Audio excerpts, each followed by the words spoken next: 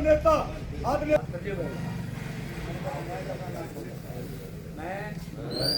आज मीटिंग में हमारी यूनियन में जो गोहाना यूनिट है इसमें 29 कर्मचारी नए जुड़ रहे हैं, उनको ज्वाइनिंग करवा रहे हैं।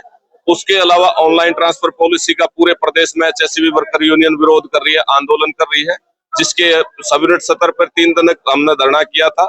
उसके बाद यूनिट 70 पर, फिर सर्कल 70 पर, और कल 30 तारीख को हजारों कर्मचारी बिजली बोर्ड के हेड ऑफिस यूएचबीएन पंचकुला पहुंचेंगे, अपना विरोध जारी करेंगे, क्योंकि ये पॉलिसी एक तरीके का मौत का फरमान है टेक्निकल कर्मचारी के लिए। अगर हम विभाग के जो आधिकारिक आंकड़े हैं उन पर भी बात करें, सैकड़ों कर्मचारी हर वर्ष लाइन पर काम करते हुए शहीद होते हैं, लेकिन उनसे ज्यादा कर्मचारी जो ट्रंक की वर्क कर हैं वो हमसे बहुत थोड़े हिस्से में काम करते हैं, उनके हाथ से हमसे भी ज्यादा है, क्योंकि उसमें एक ही फर्क है हमारे काम करने में और उनके काम करने में, कि वो कई ठेका यहाँ ले लिया, कल वहां ले लिया, लाइनों का ज्ञान नहीं, इसलिए उनके हाथ से हमसे कई गुना कम काम होने की वजह से हमसे ज्यादा है। अगर हमारा सारी लाइनों पर हजारों जो बिजली कर्मचारी हैं उनका स्थानांतरण हो जाएगा तो उनकी स्थिति भी वही हो जाएगी, तो हमारे हाथ से तो हजारों की संख्या में हाथ से क्रिएट हो जाएंगे। तो ये सरकार एक तरीके से अफसरों ने इसको मिसगाइड कर रखा है कि कर्मचारी कोई एक जगह जाता रहता है तो करप्शन करता है, लेकिन यहाँ कर्मचारी का सिर्फ सेफ्टी का मामला है और उसके घर के नजदीक नौकरी करने का मामला है, क्योंकि 8 घंटे की ड्यूटी नहीं है, कर्मचारी 24 घंटे ड्यूटी करता है, उसको घर पे जाते ही वापस लाइन ब्रेक डाउन होती है, वापस आना पड़ता है। अगर वो घर से दूर होगा तो ना तो वापस आ सकता। कर्मचारियों की भी दिक्कतें बढ़ेंगी, जनता की भी दिक्कतें बढ़ेंगी, जो अधिकारी कर्मचारियों की बात सरकार तक नहीं पहुंचा रहे, जिसकी वजह से सरकार इस पॉलिसी को आगे बढ़ा रही है। उस गैप को हम खत्म करने के लिए, सरकार तक अपनी बात पहुंचाने के लिए प्रदेश का हजारों कर्मचारी कल मुख्यालय अपना यूएचबीएन में पंचकुला में इकट्ठा होगा और जोरदार प्रदर्शन के साथ अपनी बात जायज मांगों को लोगों के सामने रखेगा। तो सरकार से भी यही उम्मीद करते हैं, मीडिया के माध्यम से, प्रेस के माध्यम से, कि सरकार इस नीति पर कर्मचारियों की यूनियनों से उनके कर्मचारियों की जायज मांगों को सुने बगैर आगे ना बढ़े, क्योंकि ये ऐसा फैसला होगा जिससे कर्मचारियों के हाथ से और जान चली जाएगी, जिसकी भरपाई करना सरकार के लिए किसी के लिए संभव नहीं होगा। उस परिवार के दुख को कोई जो जिसपे बीतती वही समझ सकता है। इसलिए ये निवेदन हम आपके माध्यम से भी कर रहे हैं कि सरकार इसमें कर्मचारियों का पक्ष सुने बिना इस पॉलिसी पे आगे ना बढ़े। हम कर्मचारी जब सरकार के सामने, हमें उम्मीद है कि पूरा पक्ष रखेंगे तो सरकार इस पॉलिसी को वापस लेगी और कर्मचारी की जान की सुरक्षा को प्राथमिकता देगी। मेरा नाम विजय हुड्डा है, उप महासचिव एचएससीबी वर्कर यूनियन। मीटिंग करी है, क्या क्या मैंने मुद्दा रहा है? देखिए, सबसे पहला जो मुद्दा है वो ऑनलाइन ट्रांसफर पॉलिसी जो सरकार ने चलाई है, इसमें बड़ी समस्याएं हैं जिसको पूरी तरह नजरअंदाज किया गया है। हमारा जो विभाग का कार्य है वह अन्य विभागों से अलग है। यहाँ टेक्निकल कर्मचारी जिसको लाइनों का ज्ञान होता है, उसके बावजूद दुर्घटनाग्रस्त हो रहा है हमारा कर्मचारी, और बड़ी स्तर पे अगर ट्रांसफर हो जाएंगी तो किसी को लाइनों का ज्ञान नहीं होगा, सरकार को भी परेशानी आएगी, जनता को भी परेशानी आएगी। आज हमारे कर्मचारी को पता होता है, वो फॉल्ट को बड़ी आसानी से ढूंढ लेता है। कल एक नया कर्मचारी वहां पे होगा जिसको लाइनों का ज्ञान नहीं होगा, वो लाइनों को ढूंढता ही रह जाएगा।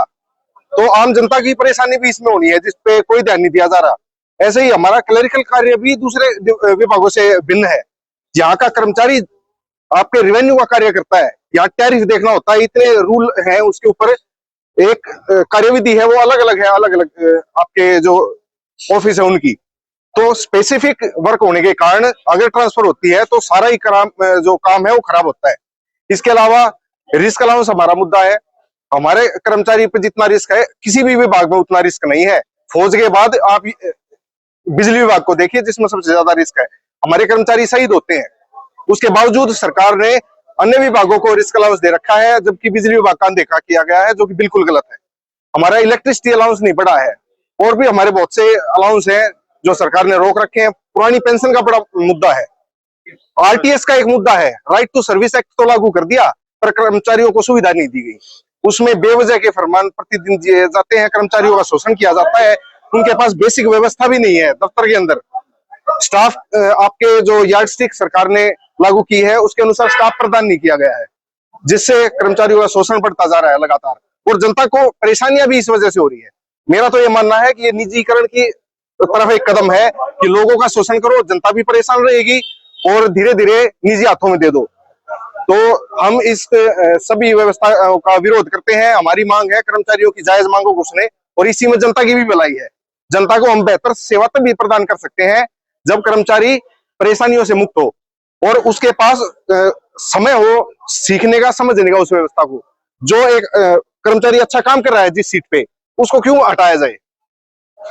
अगर कोई गलती है तो हटाए उसको, क्यों ट्रांसफर किया जा रहा है? वो तो वैसे भी किया जा सकता था, पहले भी किया जा सकता था। ऑनलाइन में सब कोई छेड़ना क्या जरूरी है? क्या नाम है? विजय दहिया, पूर्व सह सचिव। आज हम यहाँ गोहाना सबर्बन सब डिवीजन में एकत्रित हुए हैं। इसमें प्राथमिक आज हमारी यूनियन में हमारी कार्य प्रणाली पर विश्वास रखते हुए तकरीबन 30-35 साथी हमारी यूनियन को ज्वाइन कर रहे हैं। साथ के साथ एक संदीप मलिक हमारे बहुत अच्छे वॉलीबॉल और कबड्डी के प्लेयर हैं, वो नेशनल स्तर पर हुए प्रतियोगिता में हमारी टीम जो सेकंड आई है उनका आज मान सम्मान किया जाएगा। और जो सरकार ये नीति चलाए हुए है ऑनलाइन तबादला पॉलिसी, इसका विरोध हम करेंगे।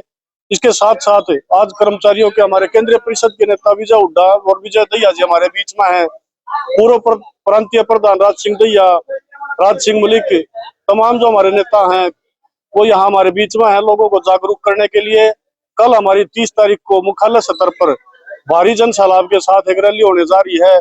उसमें मुख्य मांग है ऑनलाइन तबादला पॉलिसी को कैंसिल कराना और उसके साथ साथ बिजली कर्मचारी को रिस्क अलाउंस दिलवाना, पुरानी पेंशन और हमारी कैशलेस मेडिकल सुविधा है।